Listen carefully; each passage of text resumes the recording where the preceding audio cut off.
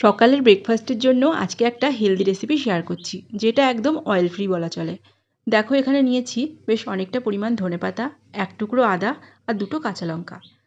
সবুজ মুগ যেটা হয় সেই মুগ ডালটাকে আমি ভিজিয়ে রেখেছিলাম। সারা রাত ভিজিয়ে রাখার পর সকালে জল ছড়িয়ে ভালো করে ধুয়ে নিয়েছি। এখন পেস্ট তৈরি করে নেব। এর মধ্যে অনেক রকম সবজি দিয়েও পেস্ট করা যেতে পারে, তবে আজকে খুব সিম্পলভাবেই করব, আর এটা খেতেও খুব ভালো হয়। একটা মিক্সিং জারের মধ্যে ডালগুলো নিয়ে নিলাম দুটো কাঁচা লঙ্কা আর সামান্য গ্রেট করা আদা, এক মুঠো পরিমাণ ধনেপাতা, আর নিয়েছি কিছুটা আজওয়াইন। এখন পরিমাণ মতো জল দিয়ে পেস্ট করে নেব। জলটা অবশ্যই কম করে দিতে হবে, কারণ একবারে বেশি জল দিলে একদম পাতলা হয়ে যাবে, তাহলে চিলাটা ভালো হবে না। ডালের পেস্টটা তৈরি করে নিয়েছি, ঠিক এরকম থিকনেসেরই ব্যাটারটা তৈরি করতে হবে। এখন একটা পাত্রের মধ্যে ঢেলে নেব। এর মধ্যে দিয়ে দিলাম খুব সামান্য পরিমাণ নুন। এবার ভালো করে সব কিছু মিশিয়ে নেব।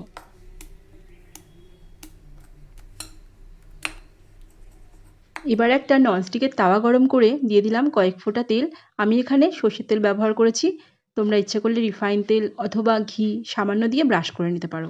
ননস্টিকের তাওয়া অথবা লোহার তাওয়া এক্ষেত্রে ব্যবহার করবে। এখন ব্যাটারটাকে আরও একবার মিশিয়ে নিলাম। এখন এখান থেকে এক হাতা পরিমাণ ব্যাটার নিয়ে ভালো করে তাওয়ার মধ্যে স্প্রেড করে নেব।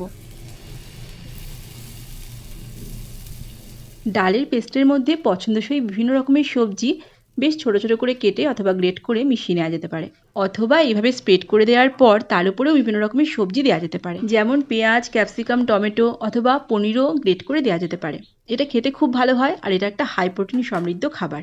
এছাড়াও বিভিন্ন রকমের পছন্দসই মশলাও ব্যবহার করা যায়, যেমন গরম মশলা, গোলমরিচের গুঁড়ো ইত্যাদি।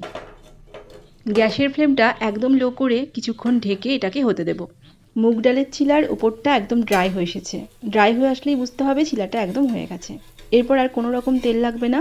খুন্তির সাহায্যে হালকা করে উল্টে দেব। দুদিকটা ভালো মতো হয়ে গেলেই তুলে নেব। এরকম চিলা করতে একদমই সময় লাগে না, শুধুমাত্র মনে করে ডালটাকে রাতে ভিজিয়ে রাখতে হবে। খেতে খুবই ভালো হয়, বাড়িতে অবশ্যই ট্রাই করো। ভালো লাগলে অবশ্যই লাইক কমেন্ট করে পাশে থেকো।